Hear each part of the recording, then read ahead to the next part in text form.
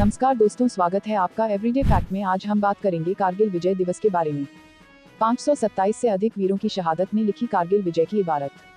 कारगिल की सफेद बर्फ को अपने लहू से लाल कर देने वाले हिंदुस्तानी फौज के जानिसारों ने युद्ध इतिहास के शिलापट पर शौर्य, बलिदान और समर्पण के अमर शिलालेखों का आचमन और स्मरण दिवस है कारगिल विजय दिवस। ज्ञात हो कि कारगिल युद्ध में मां भारती के ललाट पर विजय का रक्त चंदन लगाने वाले लगभग 527 से अधिक वीर योद्धा शहीद व 1300 से ज्यादा घायल हो गए, जिनमें से अधिकांश अपने जीवन के 30 वसंत भी नहीं देख पाए थे। इन शहीदों ने भारतीय सेना की शौर्य व बलिदान की उस सर्वोच्च परंपरा का निर्वाह किया, जिसकी सौगंध हर सिपाही तिरंगे के समक्ष लेता है। यह दिन है उन शहीदों को याद कर अपने श्रद्धा सुमन अर्पण करने का, जो हंसते हंसते मातृभूमि की रक्षा करते हुए वीरगति को प्राप्त हुए। 22 साल से अनुत्तरित हैं जैसे कारगिल में मिली सफलता, आखिर विजय कैसी। अपनी ही धरती पर लड़े गए युद्ध में अपने ही इलाके को खाली करवाने में पाई गई कामयाबी को क्या फतह या विजय के नामों से पुकारा जाना चाहिए था। 22 साल पहले कारगिल में लगी आग अभी बुझी नहीं है, यह अभी भी सुलग रही है। यह कब तक ठंडी पड़ेगी कोई सुनिश्चित तौर पर कहने की स्थिति में नहीं। इस आग में अभी और कितने घर, कितने परिवार जलेंगे, कोई नहीं जानता। आज कारगिल विजय दिवस है, लेकिन विजय किस पर? विजय दोस्त की शक्ल में पीठ पर वार करने वाले पाकिस्तान पर, विजय इंसानियत के दुश्मन पर, विजय आतंक के सरपरस्त पर, विजय आतंक को मजहबी शक्ल देने वाले मुल्क पर। आज से 22 साल पहले कारगिल वीरों की तपस्थली बना हुआ था। मां भारती के रणबांकुरे रणचंडिका की वेदी पर शत्रु मुंडों की माला भेंटकर विजय की गाथा लिख रहे थे।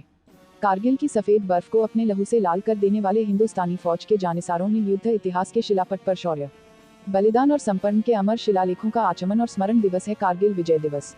ज्ञात हो कि कारगिल युद्ध में मां भारती के ललाट पर विजय का रक्त चंदन लगाने वाले लगभग 527 से अधिक वीर योद्धा शहीद व 1300 से ज्यादा घायल हो गए, जिनमें से अधिकांश अपने जीवन के 30 वसंत भी नहीं देख पाए थे। इन शहीदों ने भारतीय सेना की शौर्य व बलिदान की उस सर्वोच्च परंपरा का निर्वाह किया, जिसकी सौगंध हर सिपाही तिरंगे के समक्ष लेता है। यह दिन है उन शहीदों को याद कर अपने श्रद्धा सुमन अर्पण करने का, जो हंसते हंसते मातृभूमि की रक्षा करते हुए वीरगति को प्राप्त हुए। यह दिन समर्पित है उन्हें, जिन्होंने अपना आज हमारे कल के लिए बलिदान कर दिया। साल 1999 मई के शुरुआती दिन थे। करगिल के बटालिक सेक्टर के गारकौन गांव का रहने वाला ताशी नामग्याल अपने घर से थोड़ी दूर गुम हो गई याद को ढूंढने निकलता है कि उसकी नजर काले कपड़े पहने हुए 6 बंदूकधारियों पर पड़ी, जो पत्थरों को हटाकर रहने की जगह बना रहे थे। ताशी ने ये बात स्थानीय भारतीय सैनिकों तक पहुंचाई और जल्द ही सेना की ओर से एक दल को जांच के लिए भेजा गया और इस तरह करगिल में घुसपैठ का पता चला। भारतीय सेना को घुसपैठियों के बारे में कोई जानकारी नहीं थी और शुरुआत में भारत की ओर से कहा गया कि चरमपंथियों को जल्द ही निकाल दिया जाएगा, लेकिन जल्द साफ हो गया कि भारतीय सेना का सामना पाकिस्तानी सैनिकों से था।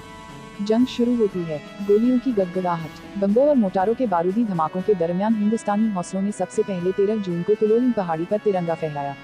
इस हमले में 17 सैनिक शहीद हुए और 40 सैनिक घायल हुए। इस विजय के बाद भारतीय सेना का मनोबल काफी बढ़ गया। इसके बाद सामरिक महत्व की एक अन्य चोटी टाइगर हिल से दुश्मन को मार भगाने की जिम्मेदारी 18 ग्रेनेडियर को दी गई। इसने पूर्वी और पश्चिमी तरफ से आगे बढ़ने का फैसला किया। यह देखकर दुश्मन चकरा गया और उसने 4 जुलाई को टाइगर हिल को भी खाली कर दिया।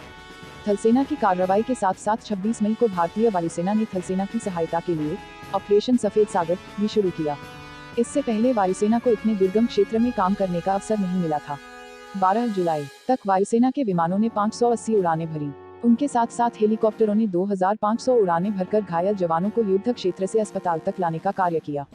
नौसेना ने भी ऑपरेशन तलवार के तहत अपने युद्धपोत को अरब सागर में तैनात करके पाकिस्तान पर सामरिक दबाव बनाया। 2 महीने तक चले साहसिक जवाबी हमलों द्वारा भारतीय सेना ने एक के बाद एक पहाड़ियों पर फिर से अपना कब्जा कर लिया। शीघ्र ही यह स्पष्ट हो गया कि घुसपैठिए कश्मीरी मुजाहिदीन नहीं थे जैसा कि पाकिस्तान बार बार कह रहा था। वे तो पाकिस्तान की नियमित सेना की नॉर्दर्न लाइट इन्फेंट्री के जवान थे। पाकिस्तानी सैनिकों की उपस्थिति के ठोस प्रमाण उनकी डायरियों, पेबुक एवं अन्य दस्तावेजों के रूप में उपलब्ध होते गए। इन प्रमाणों से स्पष्ट हो गया कि कारगिल में घुसपैठ दरअसल एक सुनियोजित सैन्य आक्रमण था। कारगिल की बर्फीली चोटियों पर पाकिस्तान की नॉर्दर्न लाइट इन्फेंट्री की यूनिटों का पता लगने के कुछ महीने पहले भारत और पाकिस्तान के प्रधानमंत्री लाहौर में मिले थे। जब भारतीय प्रधानमंत्री अटल बिहारी वाजपेयी वार्ता की गर्मजोशी के माहौल का आनंद ले रहे थे, उसी समय पाकिस्तान की सेना कारगिल में घुसपैठ कर रही थी। भारतीय प्रधानमंत्री की लाहौर बस यात्रा का मकसद 1998 में परमाणु परीक्षणों के बाद दोनों देशों के आपसी संबंधों को सामान्य करना था। पाकिस्तान ने एक तरह से एक बार फिर पीठ में खंजर भोंकने वाला काम किया। कारगिल युद्ध के दौरान भारतीय सेना की कमान जनरल वीपी मलिक के हाथों में थी। उनका कहना है कि सेनाओं और सैनिकों की अंतिम परीक्षा युद्ध में ही होती है।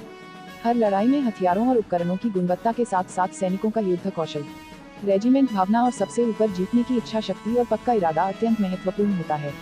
लेकिन यहाँ कुछ सवाल भी हैं जो विगत 22 साल से अनुत्तरित हैं, जैसे कारगिल में मिली सफलता आखिर विजय कैसी? अपनी ही धरती पर लड़े गए युद्ध में अपने ही इलाके को खाली करवाने में पाई गई कामयाबी को क्या फतह या विजय के नामों से पुकारा जाना चाहिए था? आखिर ऐसा क्यों हो रहा है कि पाकिस्तान बार बार भारत को अपनी ही धरती पर दुश्मन से मुकाबला करने के लिए मजबूर कर रहा है? इस प्रश्न को भी उठाता है कि कहाँ गए वे बयान और वे चेतावनियां जिनमें अक्सर कहा जाता था कि अगला युद्ध शत्रु की भूमि पर होगा। क्या राजनयिक मोर्चों पर मिलने वाली कामयाबी उन परिवारों के दिलों पर लगे जख्मों को भर पाएगी जिनके प्रियजनों को कारगिल की लड़ाई ली गई थी? वैसे भी 22 साल पहले कारगिल में लगी आग अभी बुझी नहीं है, यह अभी भी सुलग रही है। यह कब तक ठंडी पड़ेगी कोई सुनिश्चित तौर पर कहने की स्थिति में नहीं। इस आग में अभी और कितने घर, कितने परिवार जलेंगे, कोई नहीं जानता। खैर, इन यक्ष प्रश्नों के दरमियान हमें भारतीय सेना की कर्तव्य परायणता, बलिदान और शौर्य की अपनी पुरानी और बेजोड़ परंपरा पर नाज है। इस युद्ध में वीरता और बलिदान के ऐसे अनेक उदाहरण मिलते हैं जिससे देशवासियों को अपनी सशस्त्र सेनाओं पर गर्व करने और उनके द्वारा दर्शाए गए अदम्य साहस का अनुकरण करने की प्रेरणा देते रहेंगे। अटल सरकार पर उठे सवाल। पड़ोसी होने के बावजूद पाकिस्तान से भारत के रिश्तों में हमेशा खटास ही रही। इस तनाव को कम करने के लिए कारगिल की जंग से ठीक पहले एक महत्वपूर्ण कोशिश उस समय के तत्कालीन भारतीय प्रधानमंत्री अटल बिहारी वाजपेयी ने लाहौर यात्रा के रूप में की थी। इसी प्रयास के तहत 19 फरवरी 1999 को सदा-ए-सरहद नाम से दिल्ली से लाहौर तक बस सेवा शुरू की गई। इस सेवा का उद्घाटन करते हुए वह प्रथम यात्री के रूप में पाकिस्तान भी गए, ताकि भारत पाक के संबंध सुधर सके। अफसोस उनकी यह पहल बेकार रही, क्योंकि वाजपेयी जी के लाहौर यात्रा से लौटने के कुछ दिनों बाद ही पाकिस्तान के तत्कालीन सेना प्रमुख परवेज मुशर्रफ की शह पर पाक सेना ने कारगिल क्षेत्र में हमला कर दिया।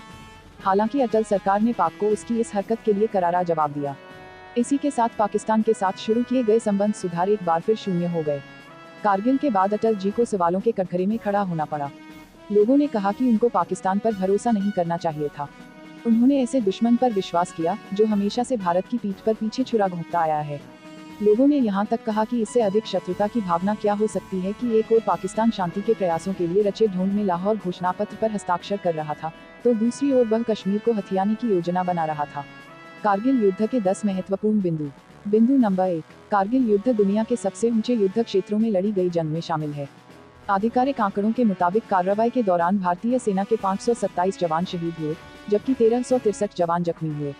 ऑपरेशन विजय का जिम्मा परोक्ष और अप्रोक्ष रूप से करीब 2 लाख सैनिकों को सौंपा गया था। मुख्य युद्ध क्षेत्र करगिल द्रास सेक्टर में करीब 30,000 सैनिक मौजूद थे। बिंदु नंबर 2, भारतीय सेना की कार्रवाई में मारे गए घुसपैठियों की तलाशी ली गई, तो उनके पास से पाकिस्तानी पहचान पत्र मिले थे। करगिल जंग में मारे गए ज्यादातर जवान नॉर्दर्न लाइट इन्फेंट्री के थे। पहले यह एक अर्धसैनिक बल था, लेकिन 1999 की जंग के बाद इसे पाकिस्तान की नियमित रेजिमेंट में बदल दिया गया। बिंदु नंबर 3, करगिल युद्ध में पाकिस्तान के 357 सैनिक मारे गए, लेकिन अपुष्ट आंकड़ों के मुताबिक भारतीय सेना की कार्रवाई में 3000 के आसपास सैनिकों की जान चली गई। भारतीय सेना ने लड़ाई के दौरान पाकिस्तानी सैनिकों और मुजाहिदीनों के रूप में पर कब्जा जमाए आतंकियों को परास्त किया। ISI के पूर्व अधिकारी शाहिद अजीज ने भी माना था कि इसमें नियमित पाकिस्तानी सैनिक शामिल थे। बिंदु नंबर 4, पाकिस्तान के उर्दू डेली में छपे एक बयान में पीएम नवाज शरीफ ने इस बात को माना था कि करगिल का युद्ध पाकिस्तानी सेना के लिए एक आपदा साबित हुआ था। नवाज ने माना था कि पाकिस्तान ने इस युद्ध में 2700 से ज्यादा सैनिक खो दिए। रेड क्रॉस के मुताबिक युद्ध के दौरान पाकिस्तानी कब्जे वाले इलाकों में करीब 30,000 लोगों को अपने घर छोड़ने पड़े और भारतीय इलाकों में करीब 20,000 लोगों पर असर पड़ा। बिंदु नंबर 5, कारगिल सेक्टर में लड़ाई शुरू होने से कुछ हफ्ते पहले जनरल परवेज मुशर्रफ ने एक हेलीकॉप्टर से नियंत्रण रेखा पार की थी और भारतीय भूभाग में करीब 11 किलोमीटर अंदर एक स्थान पर रात भी बिताई थी। मुशर्रफ के साथ 80 ब्रिगेड के तत्कालीन कमांडर ब्रिगेडियर मसूद असलम भी थे। एक रिपोर्ट के मुताबिक दोनों ने जिक्रिया मुस्तकार नामक स्थान पर रात गुजारी थी। बिंदु नंबर 6, पाकिस्तान ने 1998 में परमाणु हथियारों का परीक्षण किया था। कई लोगों का कहना है कि कारगिल की लड़ाई उम्मीद से ज्यादा खतरनाक थी। हालात को देखते हुए मुशर्रफ ने परमाणु हथियार तक का इस्तेमाल करने की तैयारी कर ली थी। पाकिस्तानी सेना कारगिल युद्ध को 1998 से अंजाम देने की फिराक में थी। इस काम के लिए पाक सेना ने अपने 5000 जवानों को कारगिल पर चढ़ाई करने के लिए भेजा था। बिंदु नंबर 7, कारगिल की लड़ाई के दौरान पाकिस्तानी एयरफोर्स के चीफ को पहले इस ऑपरेशन की खबर नहीं दी गई थी। जब इस बारे में पाकिस्तानी एयरफोर्स के चीफ को बताया गया, तो उन्होंने इस मिशन में आर्मी का साथ देने से मना कर दिया था। बिंदु नंबर 8, भारतीय वायुसेना ने करगिल युद्ध में MiG-27 और MiG-29 लड़ाकू विमानों का प्रयोग किया था। MiG-27 की मदद से इस युद्ध में उन स्थानों पर बम गिराए गए, जहां पाक सैनिकों ने कब्जा जमा लिया था। इसके अलावा MiG-29 करगिल में बेहद अहम साबित हुआ। इस विमान से कई ठिकानों पर R-77 मिसाइलें दागी गई थी। बिंदु नंबर 9, 8 मई को कारगिल युद्ध शुरू होने के बाद 11 मई से भारतीय वायुसेना की टुकड़ी ने इंडियन आर्मी की मदद करना शुरू कर दिया था। युद्ध में वायुसेना के करीब 300 विमान उड़ान भरते थे। कारगिल की ऊंचाई समुद्र तल से 16,000 से 18,000 फीट ऊपर है। ऐसे में विमानों को करीब 20,000 फीट की ऊंचाई पर उड़ना पड़ता था। ऐसी ऊंचाई पर हवा का घनत्व 30% से कम होता है। इन हालात में पायलट का दम विमान के अंदर ही घुस सकता है। बिंदु नंबर 10, कारगिल युद्ध में तोपखाने आर्टिलरी से 2,50,000 गोले और रॉकेट दागे गए थे। 300 से ज्यादा तोपों, मोटा और रॉकेट लॉन्चरों ने रोज करीब 5,000 गोले फायर किए थे। लड़ाई के महत्वपूर्ण 17 दिनों में रोजाना हर आर्टिलरी बैटरी से औसतन 1 मिनट में 1 राउंड फायर किया गया था।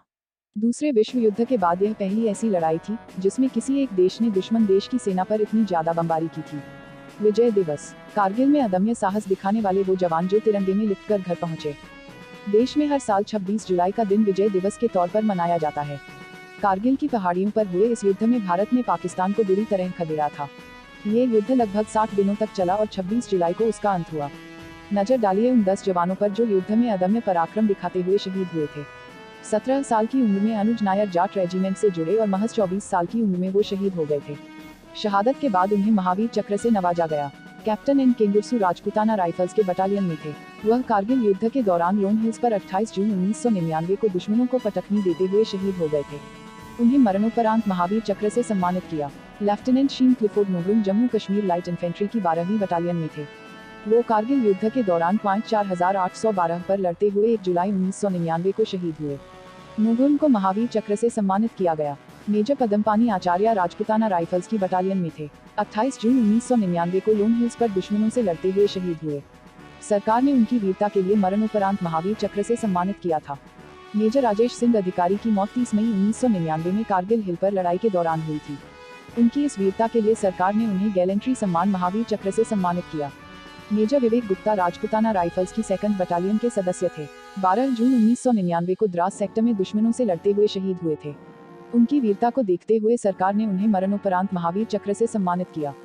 कैप्टन मनोज कुमार पांडे गोरखा राइफल्स के 1st बटालियन में थे।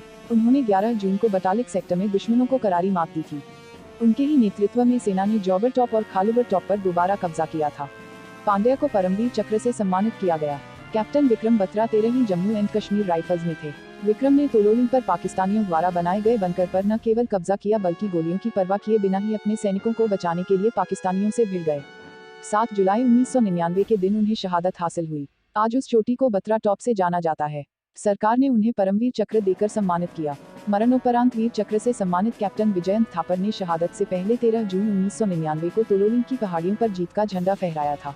ये महत्वपूर्ण जीत कारगिल की जंग के दौरान भारत के हक में एक निर्णायक लड़ाई साबित हुई। तोलोलिंग की जीत के बाद 28 जून को कैप्टन विजयंत थापर को थरी पिंपल्स नाम की पहाड़ी को पाकिस्तानियों के कब्जे से आज़ाद कराने की जिम्मेदारी सौंपी गई। हमारी जानकारी आपको अच्छी लगी है तो लाइक और शेयर कर अपने दोस्तों तक जरूर पहुंचाएं। हमारे चैनल एवरीडे फैक्ट को सब्सक्राइब जरूर करना।